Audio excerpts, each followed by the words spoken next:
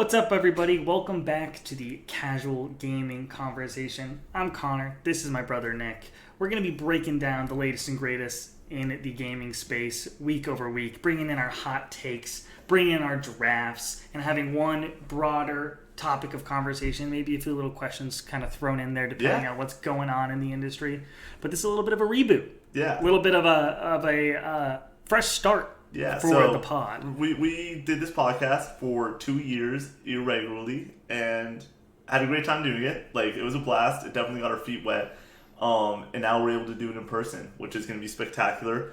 And as we focus more on short form content, we want to also shorten the podcast, make it a little bit better for you guys. And I think a big thing too was with the rebrand to Co-op 64 and everything that we're doing.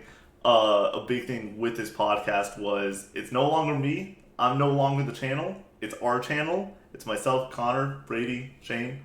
And with that, Connor, well, you're officially the host of the Casual Gaming Conversation. You got promoted. Yeah, it's terrifying, honestly. It's when the lights are on you, things change. Totally. Stuff changes about yourself. So I'm outside of my comfort zone. Yeah. I was in my little safe bubble of my office apartment. Co-hosting duties where you just show up. Yeah, I just show up. Now I get to just show up. Yeah, exactly. I mean, yeah, but you still have to set it all up and get all the accoutrements together. Yeah. But yeah, we're just going to be coming at you week over week, 40 minutes. 40 minutes, yeah. Sometimes like 2 minutes more, sometimes 2 minutes less. I know. We'll keep you on your toes. Yeah. It'll be exciting.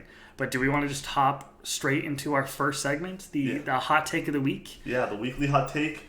You want me to start? You want me to get it going? Should we explain this to the audience real fast? I think it's pretty self-explanatory, but if you want to say what it is. Every week, Nick and I are going to be coming in with a scorching hot take. Scorch earth. We're going to hurt some feelings, for sure. So just be ready. If be prepared. You don't get offended, we didn't do our job correctly. Right. But we'll just be kind of going off on our own little diatribes and then kind of discussing the hot take for a couple minutes and kind of going from there. We'll be breaking this out into the TikTok. Be sure to check us out on TikTok at Co-op 64. We stream 4 times a week. 4 times a week, Monday through Thursday. We got major streams every once a month on Fridays, and we got Extra Life coming up, so those are going to be exciting, so be sure to check those out. But Extra Life, October 13th at 7 p.m. We'll go live for 24 hours. It's going to be great. But I'm ready for my hot take. You might see our hot takes on TikTok is all I'm saying, so let's get right into it. You ready Kick for it off, Nick. Spider-Man 2, a game that's coming out really soon. Mm-hmm. Spider-Man 2 is going to be the worst reviewed Insomniac game in a long time outside their top 10 reviewed games of all time. And I have a list of their 10 games that have just great reviews. So their number 1 game reviewed on Metacritic, this is based on Metacritic, is Ratchet & Clank Up Your Arsenal at a 91. And then that's their number 1 reviewed game? That's their number 1 reviewed game. Then it's the best Ratchet, but Spyro Year of the Dragon at 91, Ratchet & Clank Original at 88, Rift Apart should be on this list, it might not be, Ratchet & Clank Future Crack in Time at 87, Spider-Man the Original at 87, Resistance 2 at 87, Resistance Fall of Man at 86, Ratchet & Clank PS4 at 85, Ratchet & Clank Collection for the PS3 at 83, and then Sunset Overdrive at an 83. Also, Rift Apart is sitting at I think 88 or 89. It's one of those two. It's better reviewed than Spider-Man Miles Morales and Spider-Man. Spider-Man Miles Morales had an 85. So, what I'm saying is, out of all those games, Spider-Man 2 is going to be the worst reviewed game out of all those. I think that it sits at an 82 or lower on Metacritic. There's no way. Let me break this down for you real quick. We are in the greatest year of gaming of all time.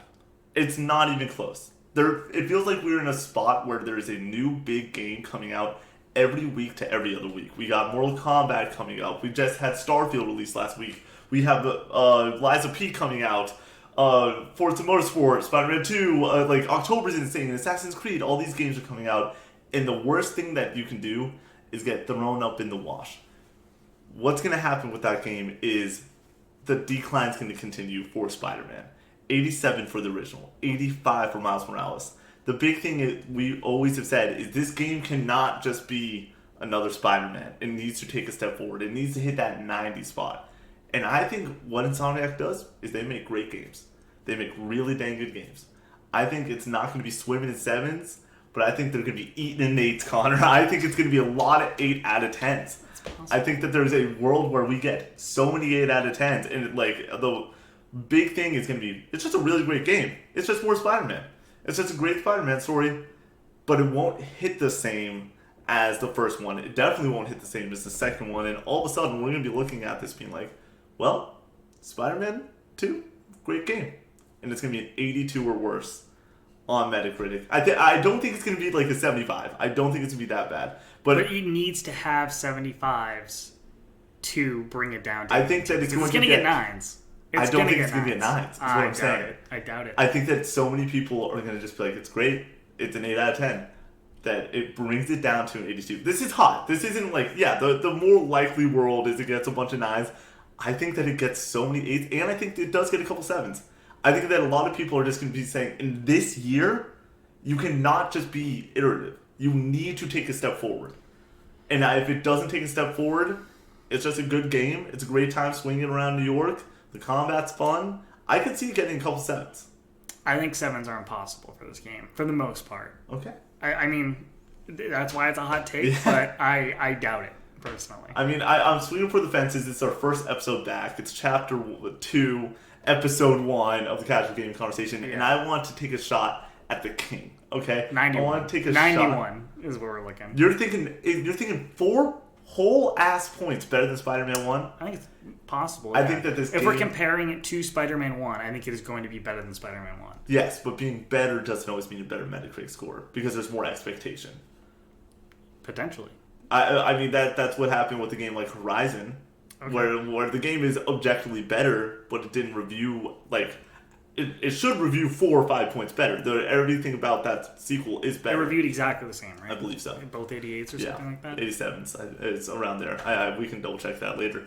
But right now, I'm swinging for the fence. We said hot takes. We said we're starting spicy, so I want to start spicy. I had a few more on my list that we'll get to in future episodes. I thought about going with one to just not only upset video game fans, but just every person on the planet. I'm going to save that for next week. But what's your hot take for this week? All right. My gaming hot take for week 1 of the Casual Gaming Conversation is that Kingdom Hearts is not complicated. It's also not convoluted. You're just dumb. Like, oh my gosh. Or you didn't put in the work. Or you had somebody else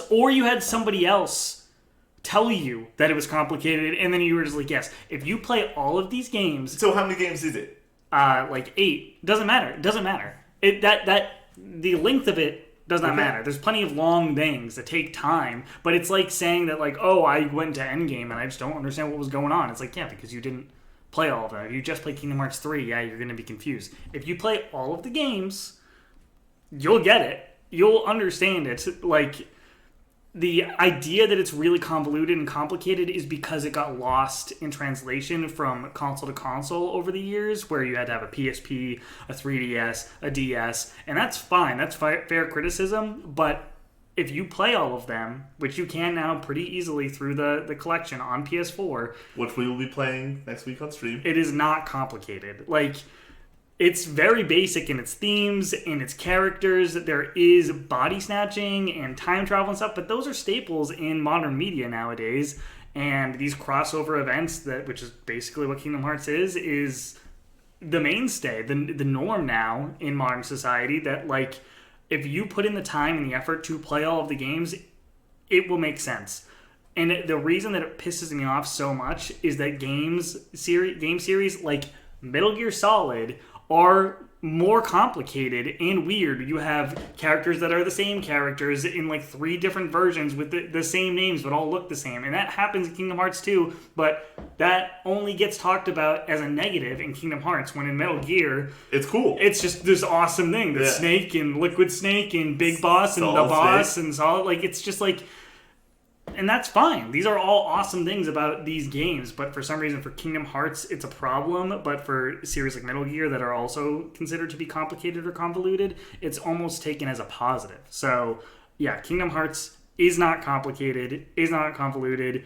You just had somebody else tell you that, or you only played one or two of them and just assumed that you would understand it and then got confused because of that. I will say this, as someone that has seen you when I was 5 years old play the first Kingdom Hearts, I kind of like figured like it wasn't the Kingdom first Hearts, one's easy. Kingdom Hearts 1 is not complicated or confusing basic at all, and that's why it's my favorite.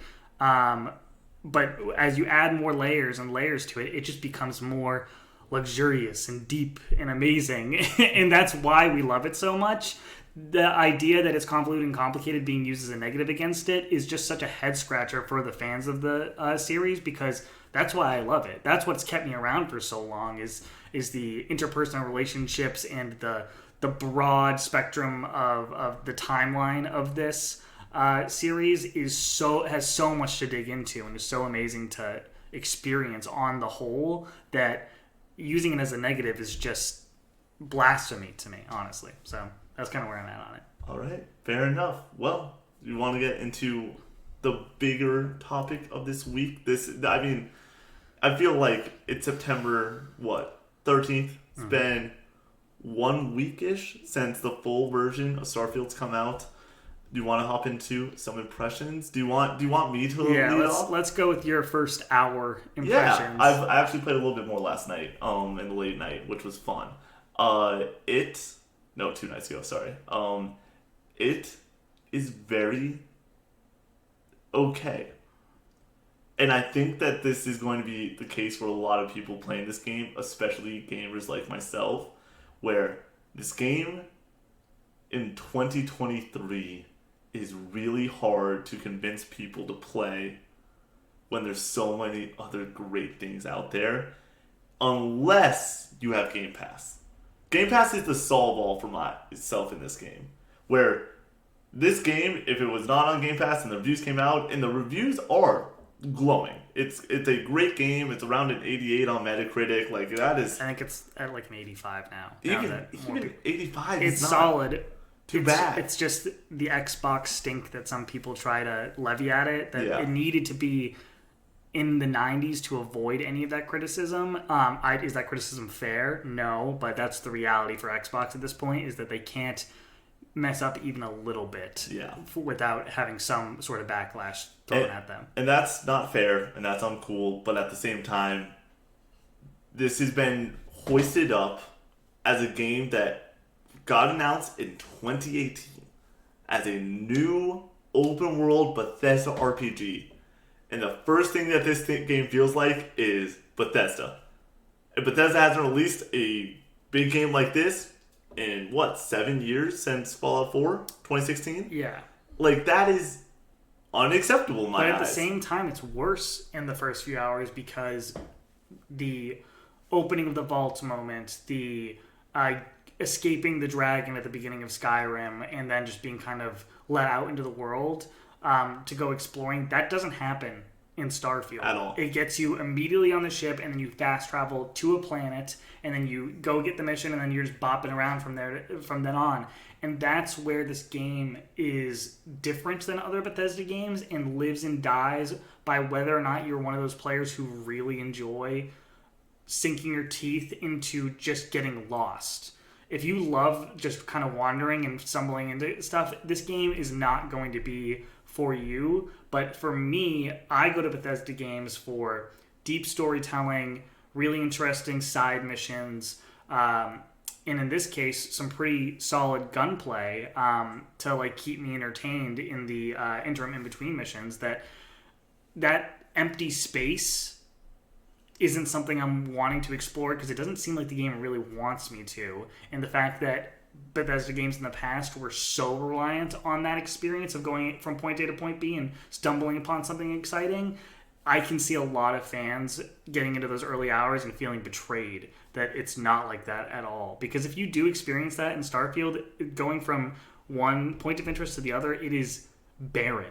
It is boring, and there's no vehicle to get you there faster. You have no horse to ride up a mountain like you do in Skyrim. So you're just trotting along and using the jetpack, which is not fast enough in many instances. But when you get into the mission structure and get into the moment-to-moment gameplay, the game really does shine and has some of the best writing in any Bethesda game that I've experienced so far. I think it is the best main quest and most interesting main quest that I've played outside of maybe Fallout New Vegas. I think some of the companion characters are fantastic. I do wish they were a little bit more gray in how they react to the things that you do. If you do anything illegal in this game, you know it. Every single person in your companion, of your companion options, is probably going to hate you. Yeah. And will be like, what the heck's going on? And it's like, I just stole some cheese. It's fine. Yeah.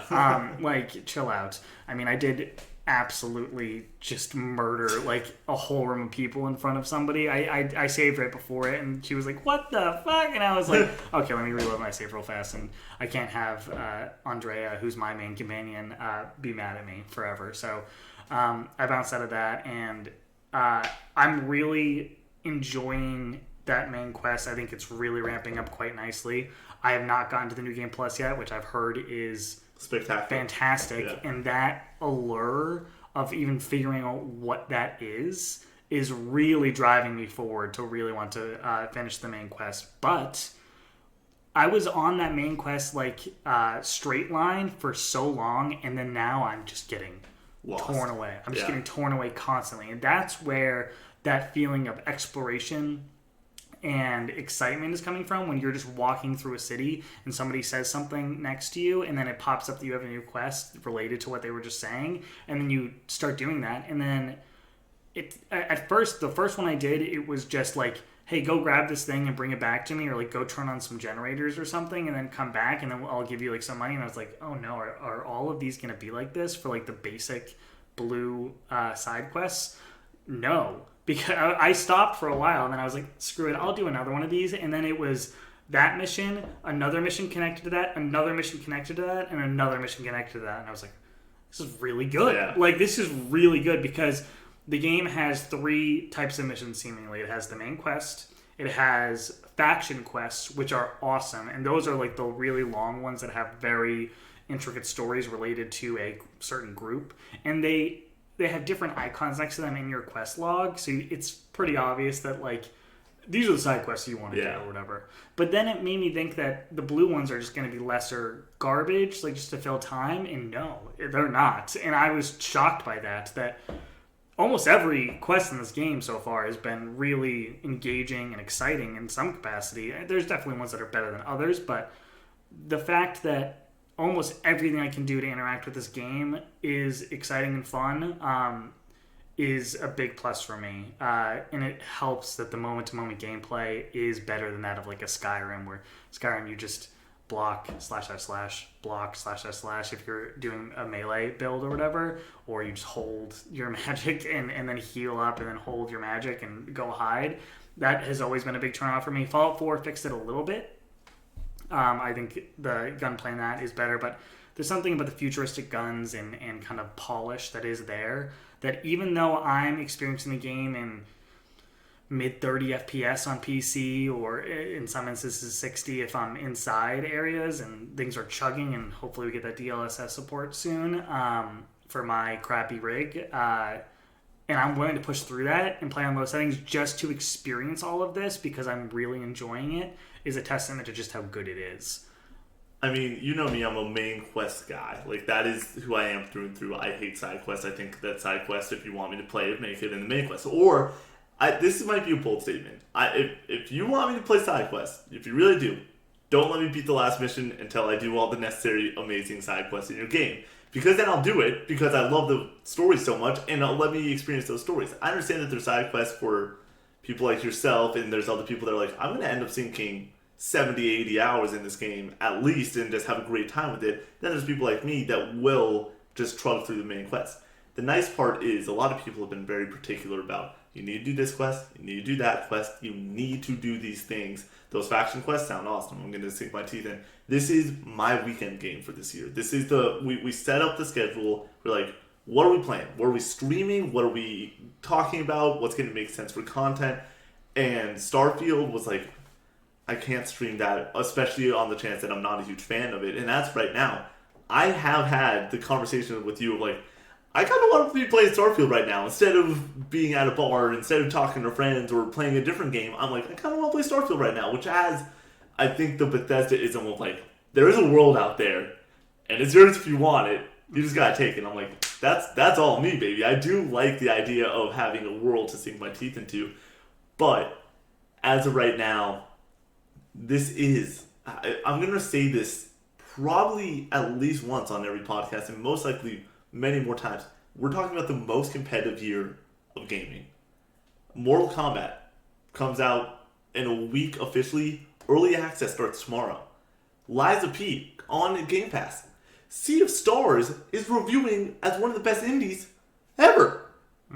Also on Game Pass. And so it's really hard to be like, okay, this game is really good. But it's got clear flaws, especially with some performance, especially the inventory system of like the T and how you have to drag things.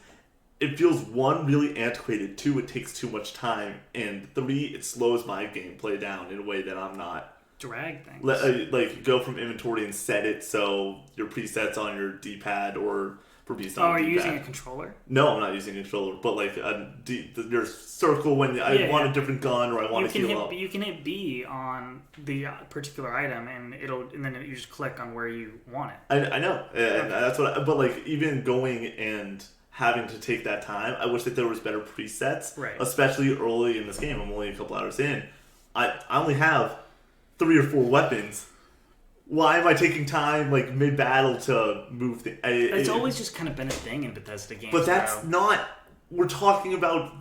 I feel like that's a write-off, being like Bethesda's being Bethesda, and there's going to be Bethesda jank, and there's going to be Bethesda moments where you want to resave it because you want to make a different decision, and that doesn't happen in some narrative games now because they're just auto-saving. And there's these moments that like it's Bethesda, but in my world, if I was king or whatever. We're talking about it's been 7 years. We're talking about gaming in 2023. There's certain janky things that we can't write off as just like jank. This game I feel like has so many high highs, and that's why I want to play it. And that's why I'm going to continue to play it, and it's going to be my weekend game until about mid-October, until Spider-Man comes here. I'm going to probably sink somewhere around 30-ish hours in this game is my mindset, which is awesome. Like, that is a lot of time for me to be playing a game. My ideal game is 20-ish, 25 hours. And if I'm going to sink 30 to 40 hours in it, it's got to be decent. The gunplay's there. It's very fun. The exploration narrative is there. I'm not someone that's going to... I don't think I'm going to take too much time to build out my ship. But there might just be a Saturday where all of a sudden I'm there for 4 hours. Yeah, I haven't touched the ship thing yet. I'm very interested in it, but it is daunting. I don't know if I want to learn a whole new set of skills, and I don't know what the onboarding looks like for that. So this is just my me being naive here. Yeah. Like, I'm not sure if I would enjoy it. I haven't done the outpost building either. Do you know about this? You build outposts for your companions. I just got to a main mission that is like now asking. It gave me the option. Could I have to store something somewhere to keep it vague? And it's like, you can either keep on your ship or build an outpost. And I was like, I'll build an outpost just to kind of see. So that's literally the next thing I have to do or whatever. And I'm nervous about getting into that. For me, I like the core gameplay of gaming in general. Like, that's what I want to be doing most of the time. I'm not a like menu person. Like, I would rather be playing the core gameplay than fixing my stats to be perfect or rebuilding things. I know that there's a lot of people that really like that concept in gaming, and that's great that that's there for them. It's just not for me. And so I feel like though that is a large aspect, but it's not the only aspect. And the other aspects I'm about, the story, the gameplay, it seems like it's legit. It seems like it's there. So how do you feel about the facial animations? And it's not good enough, but it's also so big. It's so much better than past Bethesda games. Oh, totally. And I think it's not as good as like Horizon Forbidden West, which is one of the best looking games ever made, possibly the best looking game ever made. And if that's the standard, that's fine. But I don't need my games to look top tier to be enjoyable. And when we as you just said, it's vast as all get out, that it kind of gets the pass there. Speaking of being in menus and everything, I do think the inventory system needs some work, and I think that they will actually work on it this time. I think this game will get updated. I think this game will get updated for 10 years. Based on the current landscape of how games are now, it's different than Skyrim and Fallout 4, where I think those games came out and kind of were what they were. They did some bug fixes, but like the menus didn't change or anything. And I do think writing stuff off as it's Bethesda, this is just how they do things, it's almost a compliment to them at the same time that like this is why people love these games, and they like to get into the nitty gritty, and they like seeing all of their junk sitting there. They like to be able to pick everything up and feel like they're in this world. And I get that, and I think in this instance it is working to its benefit in some capacity because it differentiates itself from every other open world game. And this is an open world in this instance. It is a fast travel simulator in a lot of ways. And I don't even say that as a negative thing, because for me, I want to be able to jump to the next thing, to go to the exciting thing and get right into it rather than have to walk forever to the next location or whatever. If I hadn't been there, that was a huge problem with Skyrim. This is why I love Death Stranding so much, is you have to be engaged in the walking. For Skyrim and Fallout, it's like I might as well just be I might as well wrap a rubber band around my stick going forward just and leave the room. And just have the guy go straight for it, because I am not enjoying just walking through this world for the most part. I want to get into the action. I want to get into the next story. Which that's up my alley. Right. That is something that this does really well. Of I want to go and do a quest. Boom! I'm doing the quest. Mm-hmm. Like it does cut out a lot of the BS that I don't like in open world games. Right. If I'm you, I would do the main quest for the most part and just beeline it, but also try to do some of the faction quests, and you'll know what those are. Yeah, I think that there's going to be moments in this game that I will get a little bit lost. I would be shocked if this game, I think we'll do a top 5 list at the end of the year during Game Awards for our Game of the Year. For our Game of the Year. I don't think it's going to be on my Game of the Year list. I would be very, very, very shocked if this game made it on that list. But I'm going to be very thankful that we played it during that stream, because I do think it will be on the Keeley's suite in many areas, including the Game of the Year conversation. And so I'm going to be happy to play it for that reason, but also it's the most competitive year in gaming. This game, I really think there's a chance that we leave September, enter October, and say that that's the third best game in September. That's fair.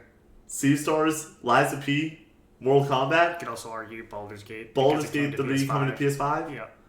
I'm going to take that out and just say that it released in PC in August.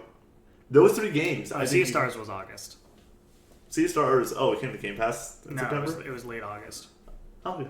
Then, like very late August. Yeah, good grab. But, I think that we're going to leave September and be like, this game was not...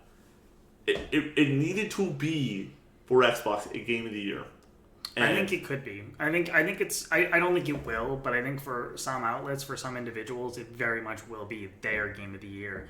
I don't think it's going to win at the Game Awards. But I don't think it's going to win a Game of the Year. I don't. Which, like, from any major outlet, if we want to make this the hot take, I don't even think it's that spicy, though. I don't think it wins a single major outlet Game of the Year, and it needed to do that. Even though it's a competitive year, it needed to win something like a Game of the Year award just to show up and be like, Xbox is here. Another thing that I have as a hot take that we'll get to on another week is just Xbox has a great future lineup. It really it's starting to line up in a way where Game Pass is... This month is just... Are you kidding me for Game Pass? It's so stinking good. And... October, Forza Motorsport, I'm going to be on the track for a little bit for a couple streams. It's going to be a great time. Like, it's starting to hit. My main thing is, when are we going to get the bona fide 9 out of 10? I think when it comes to zeitgeist conversation and owning the conversation and your biggest game on your slate, this was it. Yeah. This was their biggest game, Xbox's biggest game. Yeah. I think for this generation. It's Xbox's most important game ever. Yes, but what I'm saying is that, like, even if these other games are better, this is still, like, Skyrim and Fallout are monumental Bethesda titles. Even if you think Doom or Wolfenstein are better games, like or the Ninja Theory, Senua's Hellblade.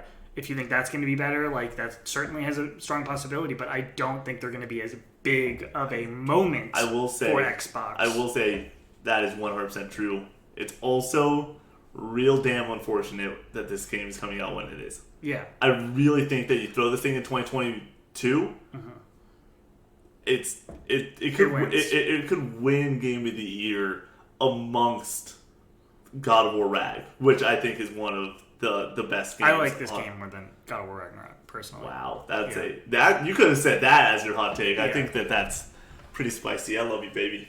You're okay. It's just not as good as God of War 2018. You wanna hop into some state of play predictions real quick, or do you want to do? I just real quick want to do finish out my Starfield thoughts.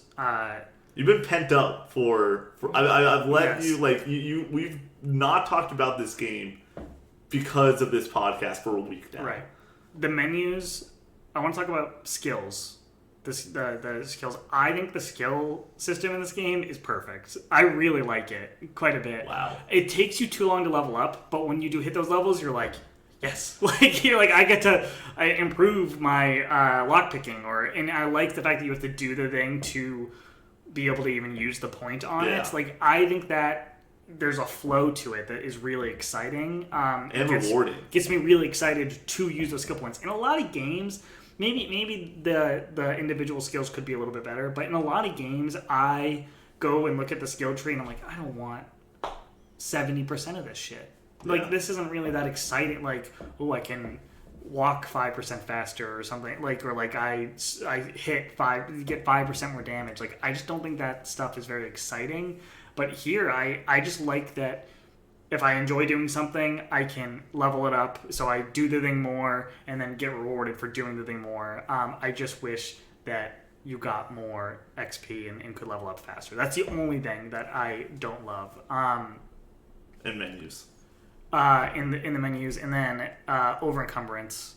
Big part of Bethesda games. Having too much stuff, not being able to move. I don't love the way they do it in this game, and it is too low.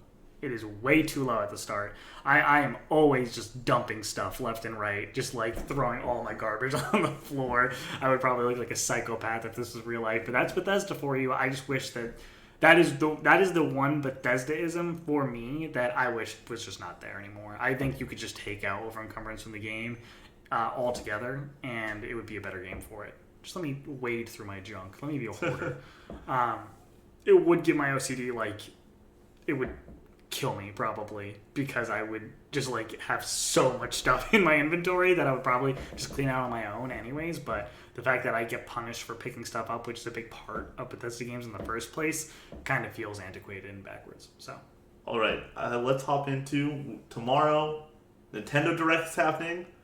I just want to say this on this podcast because this is the place we gotta talk about gaming. I'm legitimately sad that I'm not gonna be able to react to this showcase.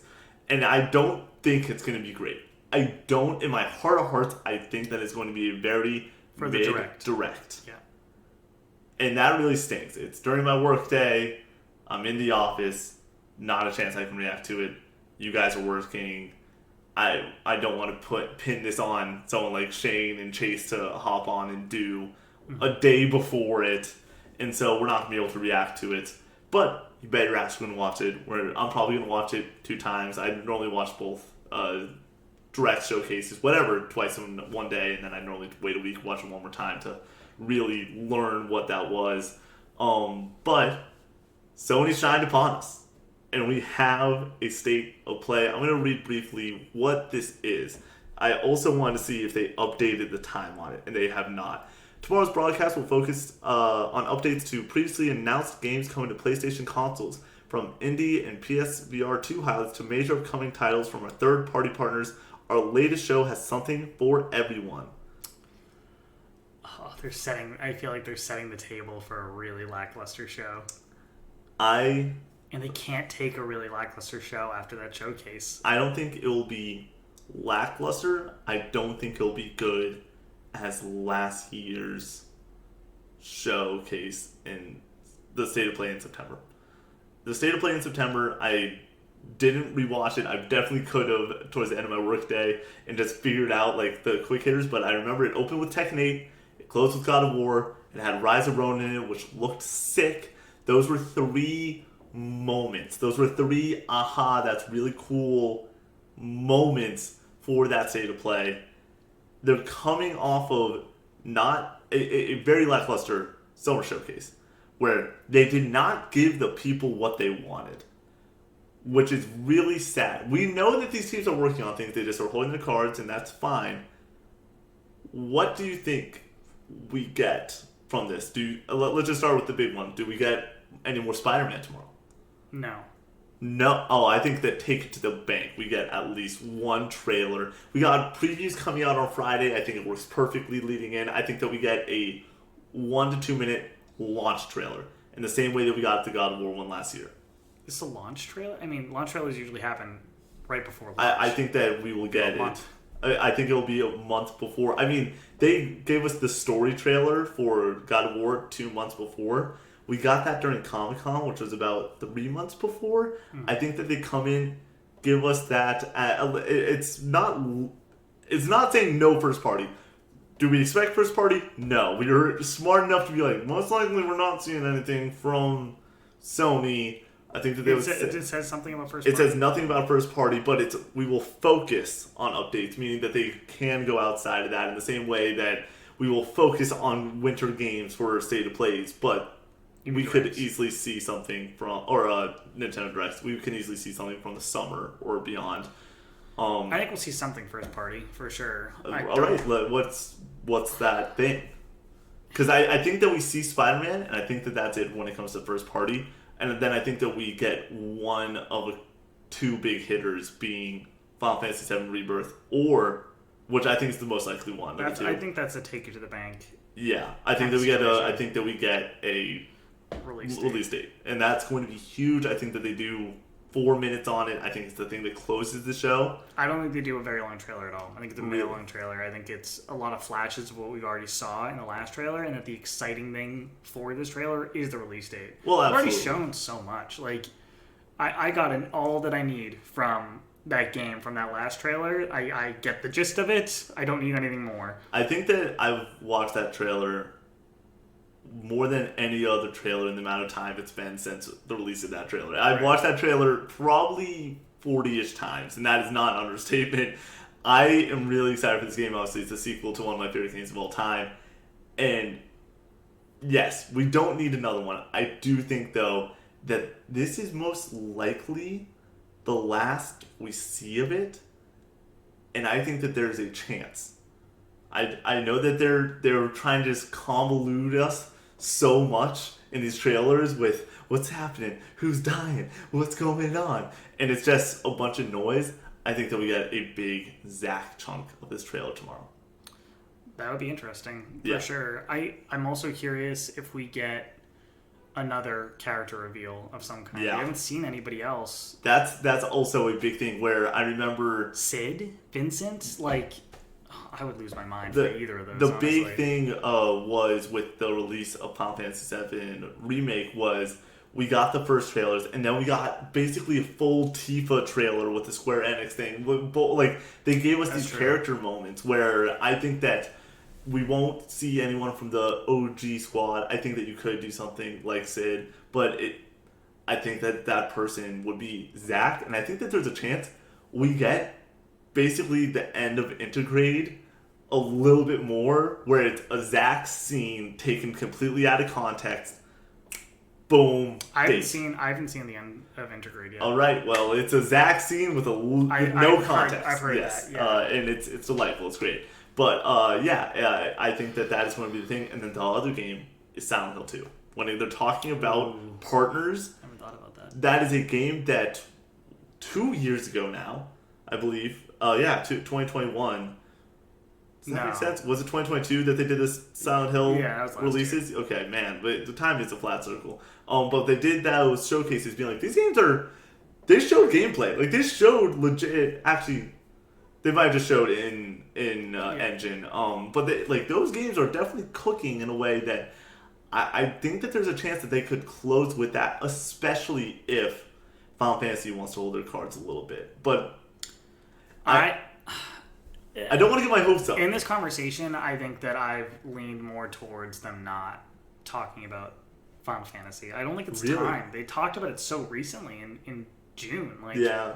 it's only been a couple months, and I know that it's coming out early next year, but if it's coming out early next year, I think you need one more pop, probably, maybe like around November. Well, do you just wait till Goaties?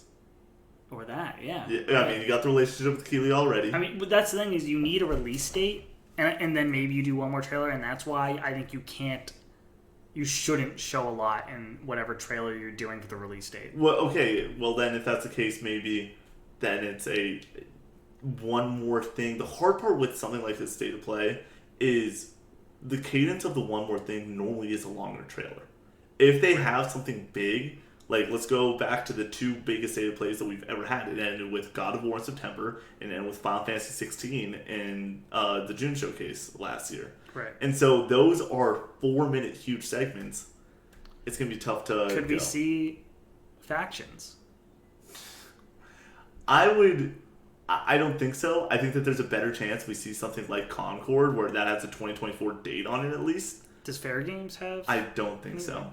But Concord has so 2024. uninterested in both. I'm so uninterested in all of it, and so But they have to show it to kind of sell people Yeah. on it. But at the same time, like so next year is Concord and Wolverine. I think next year's Concord, Wolverine, and Death Stranding, and I think that's a great year.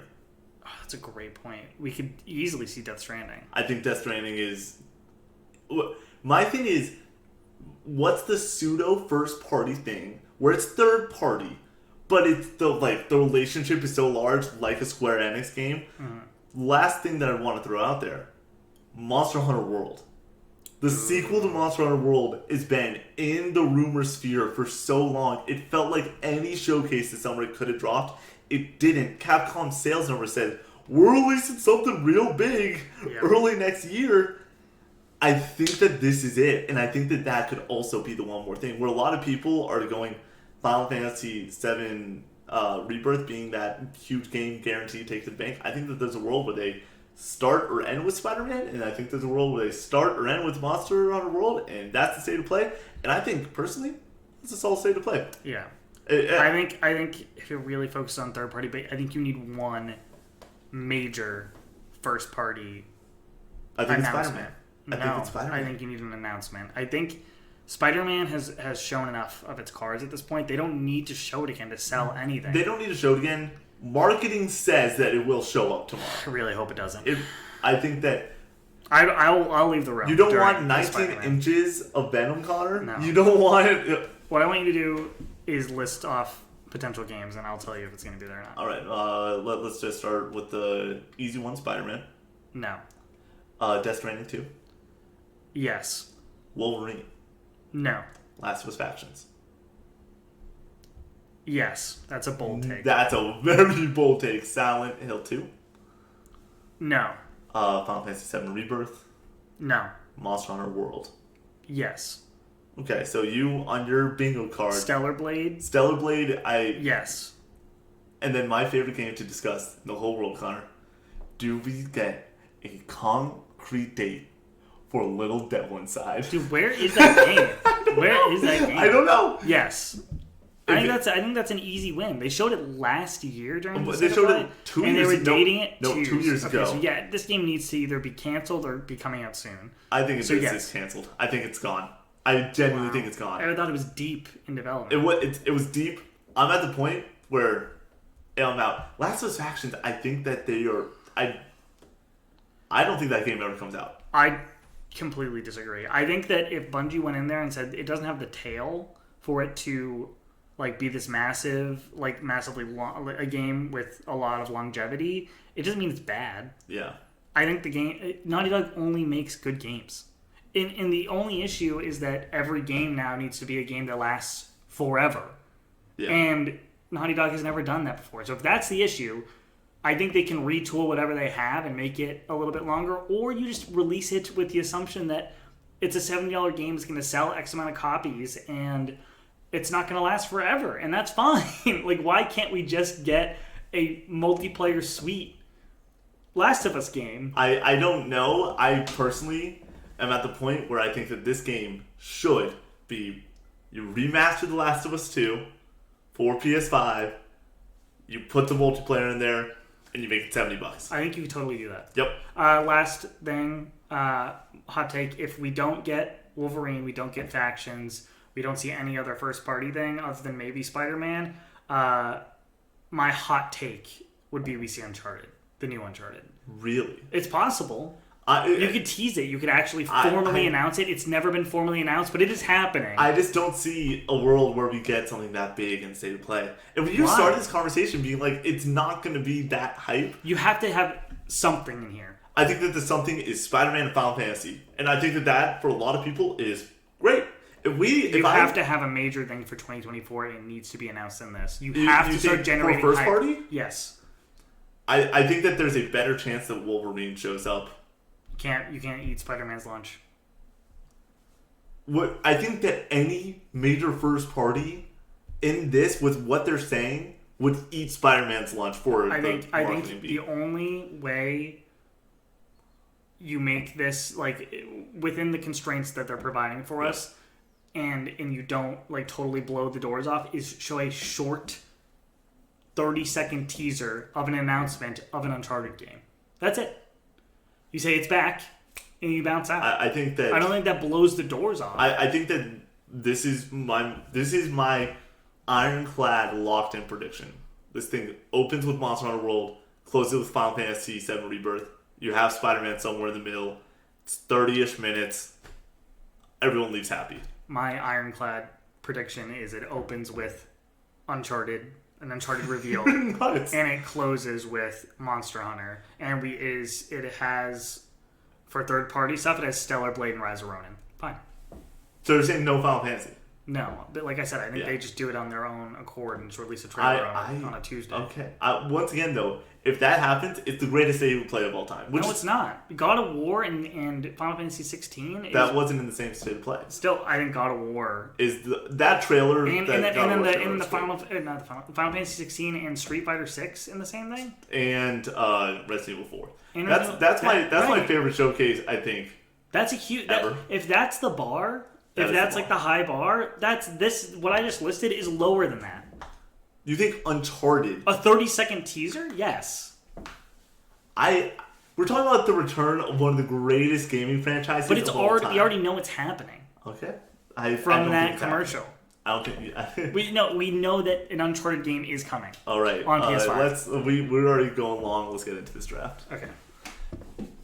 You want to announce what we're drafting? All right. Today we're gonna. Do you want to sit down? Let me sit down. I'm pulling out my napkin. I had it on my phone, but my phone's about to die. So gotcha. I think that there's a solid chance you and I have. I want to say this. Actually, there's a solid chance like my top 5 are not your top 5 at all, and I might get all of my top 5. And it will make me lose this draft, but I'll know that I'm right. Okay, that's the thing. I think that you're wrong. If you're so confident, you should give me first pick, but introduce the draft. That's fine.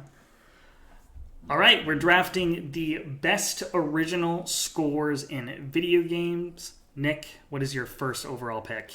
There is nothing that pulls the tears out of my eyes, the eyes of the fans. Simple and clean.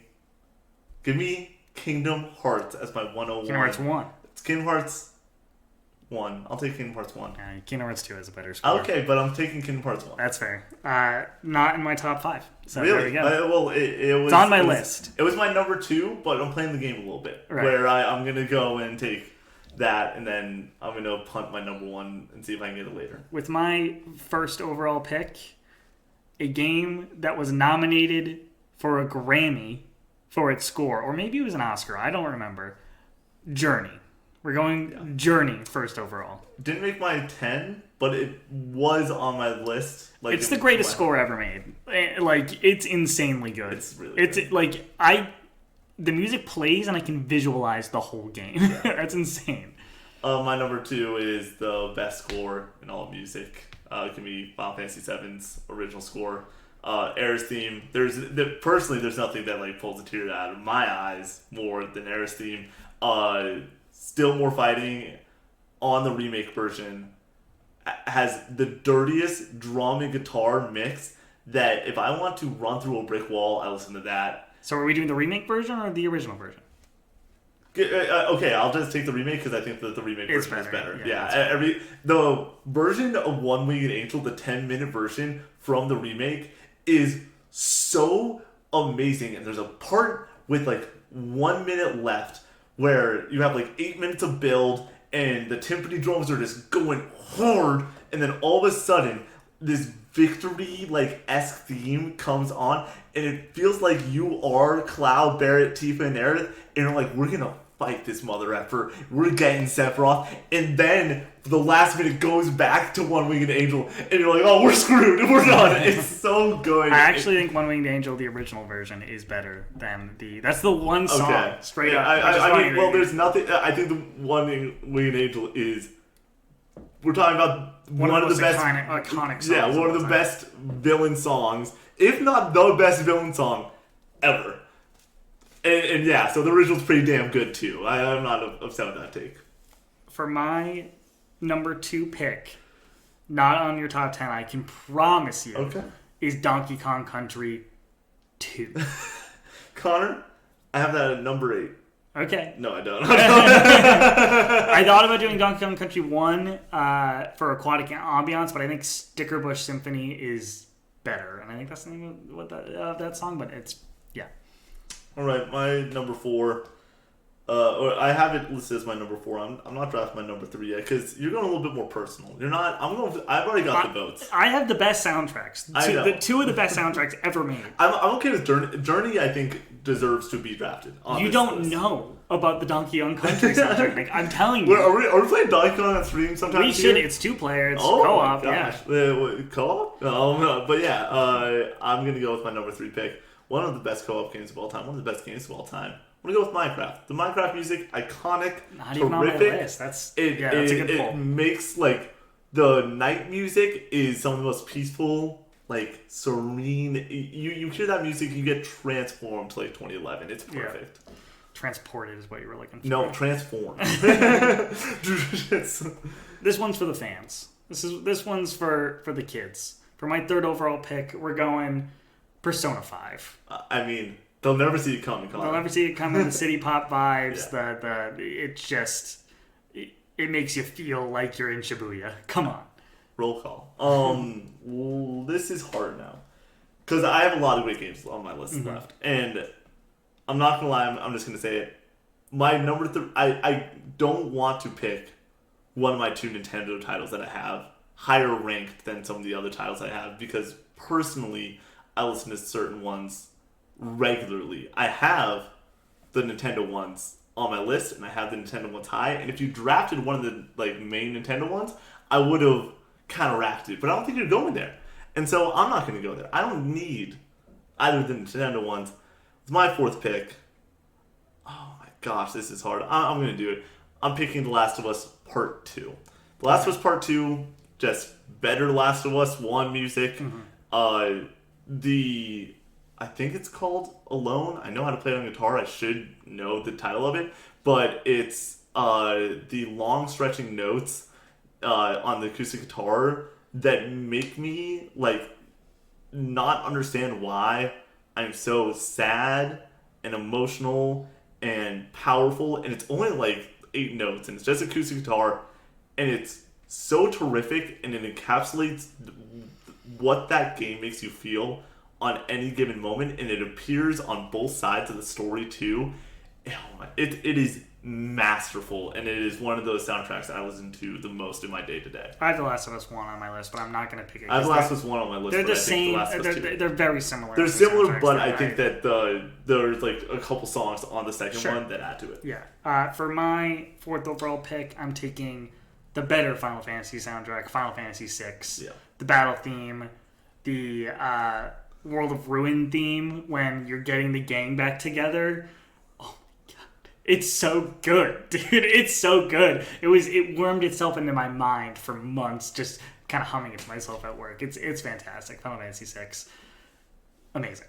I have some epic soundtracks on this list. I'll save them to list off later, the things that don't make it on our draft. But with my last pick, it's close. It's between 2 Sony first-party games. I'm I am going to go with a game that we discussed recently. I'm going to go with Uncharted. Uncharted soundtrack is elite. And you don't realize it until you watch the Uncharted movie, where you the entire time say, where the F is the soundtrack? And when it hits, it hits. There is no soundtrack that encompasses adventure better than the Indiana Jones soundtrack, like the Uncharted soundtrack. It's not the soundtrack, though. It's that one song. That's an iconic song. No, it's an iconic song, but then also in Uncharted 4, I'm taking Uncharted 4, by the way. In Uncharted 4, every other sad piece of music, once again, is brilliant. It is the perfect adventure soundtrack. I have on my studying playlist 5 songs from Uncharted 4. Like, it is so good. I'll say the other one, a couple that I thought about, but go ahead. With my last pick, I'm taking quite possibly the most impressive mix of music, original score, I'm nervous, and gameplay to ever exist. We're going The Legend of Zelda, Ocarina of Time. Yeah.